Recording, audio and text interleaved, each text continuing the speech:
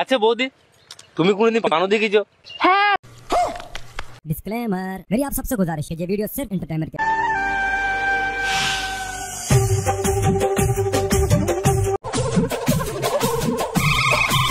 আরে ভাই কত বড় বড়, এত বড় তো আমি জীবনে দেখি নাই। সঠিক বলেছে। আরে তোমরা উল্টা পাল্টা কিছু ভাববে না, আমি খালি নাকের ফুটোগুলোর কথা বলছি। হ্যাঁ তো গাইস, আমার চ্যানেলে যারা নতুন এসেছে ভাই তার টুক করে সাবস্ক্রাইব করে দাও। চলো ভিডিওটা শুরু করে যাও। আচ্ছা বৌদি, তুমি কোনদিন পানো দেখিছো? হ্যাঁ দেখেছি তো।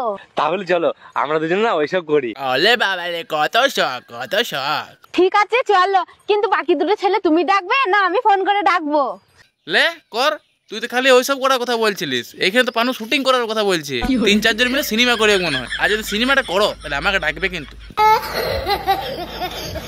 আচ্ছা শালি, বলছি তোমার দিদি তো আমি অনেকদিন ধরে চেক করছি। আরে বলছি তুমি আবার কি চেক করে লাগাই নিচ্ছ? গত জায়গায় কোলা খুঁজছো নাকি? বলেন কি?